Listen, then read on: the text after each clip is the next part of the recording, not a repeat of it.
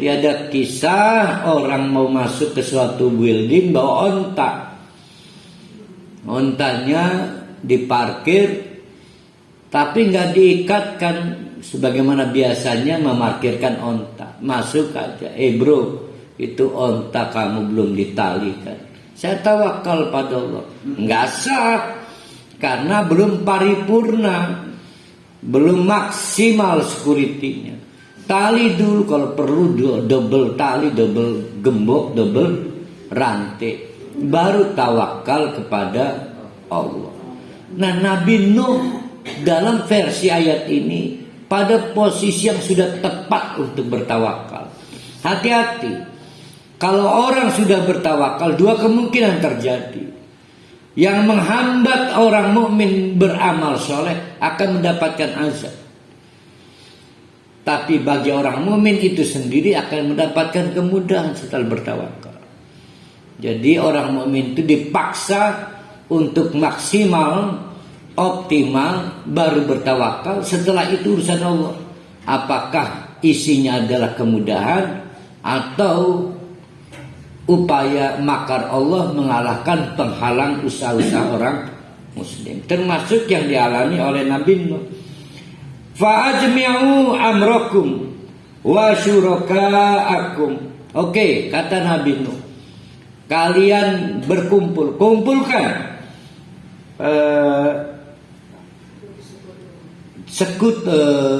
sekutu tim kalian, supporter kalian, pendukung-pendukung kalian. Summa la yakun amrukum alaikum gummatan semakdu ilayya walatum diru. Nah, ini kisah yang sudah berulang-ulang kita lihat. Ternyata ukuran-ukuran kaum Nabi Nuh, mereka itu mengalami perbedaan prinsip dengan Nabi Nuh. Nabi Nuh meminta umatnya meninggalkan praktek kemusyrikan. Tapi apa daya, umatnya Nabi Nuh menganggap best praktisnya dicapai dengan praktek-praktek kemusyrikan. Mereka merasa sukses bercocok tanam, praktek muamalah, dan membangun sistem sosial dengan cara musyrik, menghadirkan berhala, menyembah selain Tuhan. Tapi Nabi Nuh meminta dihentikan cara-cara itu. Siapa yang bisa menggaransi cocok tanamnya tidak berubah? Ini persoalan tauhid. Nah, antara tauhid yang menjangkau pada hal-hal yang gaib dengan praktek keduniaan itu berbenturan. Nah, orang-orang takut untuk memperbaiki diri. Orang-orang takut untuk menerima dakwah Nabi. Maka Nabi Nuh mengalami satu problem yang sulit. Sampai akhirnya ditantang oleh Nabi Nuh. Oke, kalau kalian merasa sudah sukses di dunia ini, kumpulkan apa yang bisa kamu lakukan. Persiapkan diri, karena mulai sekarang saya serahkan urusannya pada Allah. Ternyata nggak bisa. Nah, ada dua versi. Ada yang mengatakan banjir ke seluruh dunia, seluruh bumi. Kalau pakai teori itu agak timbul pertanyaan, bagaimana cara Allah menyelamatkan Nabi Nuh? Ya, menyisakannya. Nah, sehingga banyak yang berpendapat bahwa banjir yang dialami oleh kaum Nabi Nuh itu di satu kawasan, air dari berbagai sumber timbul, dari atas turun ke bawah, berarti air hujan. Dari bawah ABT, air bawah tanah, menyembur air juga, sehingga debitnya tidak terkendali. Tidak ada yang bisa dilakukan, mempersiapkan apapun nggak bisa. karena kecepatan debit air yang di luar akal. Maka banjir mengepung mereka dan mereka kemudian tidak dapat menyelamatkan diri. Nah, di tengah-tengah bencana itulah Nabi Nuh kemudian mengingatkan kepada sisa kaumnya. Akhirnya mereka dipaksa kembali pada Allah, dipaksa kembali kepada Allah, dipaksa kembali pada Allah. Dengan cara apa? Dimatikan, ditenggelamkan. Ada yang tertimbun tanah karena gempa kemarin, ada yang tertimbun rumah karena gempa kemarin, dipaksa dikembalikan. Padahal mereka belum siap kembali, belum bertobat, belum nulis wasiat. Ayo pilih mana yuk? Mau dipaksa dikembalikan atau sekarang siap-siap? Kalau nasihat saya, siap-siap aja lah. Kita siap-siap kembali, kapanpun kita kembali. Yang dimaksud siap-siap itu sudah bertobat, nulis wasiat untuk anak. Kapanpun kita siap kembali. Jangan dipaksa kembali. Nggak ada waktu. Ya. Jadi tanpa mengurangi rasa simpati saya pada korban Cianjur, itulah fakta. Dipaksa kembali, dimatikan oleh Allah.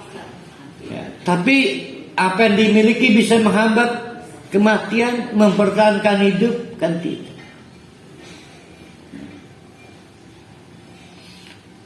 Fa in tawallaitum,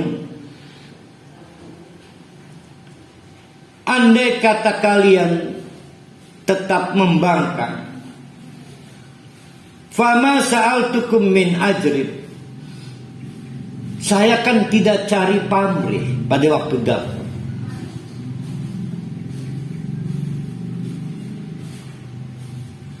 Jadi dasar-dasar kaum Nabi Nuh mencurigai Nabi Nuh itu sangat-sangat materialisme. Sangat-sangat materialisme.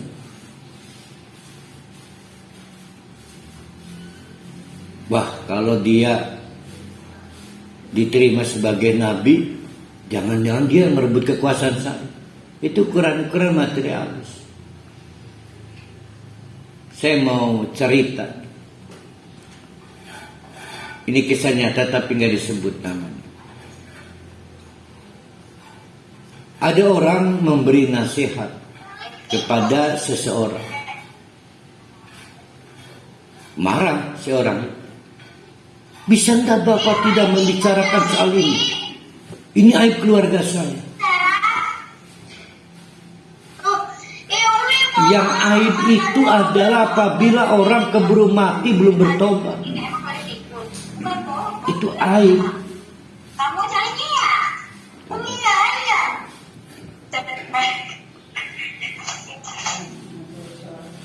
Jadi yang aib itu adalah ketika orang dimatikan oleh Allah tidak sempat bertobat. Maka ketika Allah mengirim utusan-utusannya, siapapun dia memberi nasihat, luar biasa, itu kasih sayang Allah. Jadi ketika ada orang kemudian marah diberi nasihat, bisa enggak Bapak tidak membicarakan aib keluarga saya? Yang aib yang mana? Nah, maka orang itu disebut dengan al-kibr, orang yang sombong. Nah, mirip seperti ini. Nah, aib di dunia itu berkaitan dengan soal-soal keduniaan. Wah, nanti saya dipermalukan. Wah, saya nanti berkurang jabatannya. Wah, nanti saya berkurang relasinya. Terus begitu. Jangan-jangan Bapak sengaja diutus saingan suami saya. Terus. Nah, Nabi Nuh juga selalu dipersoalkan seperti itu. Begitu juga Nabi Muhammad oleh orang-orang Yahudi. Dianggap sebagai ancaman dalam bisnis Yahudi. Sama. Jadi sebetulnya apa sih yang dipeributkan di tengah-tengah dakwah kita? Semua ribut soal dunia kok. sedikit yang bicara soal akhirat. Sampai masalah perbedaan tentang bid'ah, kunut, tahlilan, nggak bicara akhirat, bicara dunia. Takut kalau tidak tahlilan mungkin muamalahnya berkurang, khawatir kesehatan anak-anaknya terganggu. Jadi nggak bicara akhirat. Ini akan sama seperti ini. Nah, Nabi Nuh menegaskan, bagaimana kalian mempersoalkan saya sebagai juru dakwah, sedangkan saya tidak minta upah. Sedangkan petugas-petugas agama pada saat Nabi Nuh semuanya pakai upah. Jadi nggak bisa kalian mempersoalkan saya. Ya. In ajriya illa 'ala Allah, saya minta upahnya pada Allah. Wa umirtu an akuna minal muslimin, dan Allah memerintahkan kepada saya untuk pasrah, tidak menawar semua perintah Allah. Ya muslim.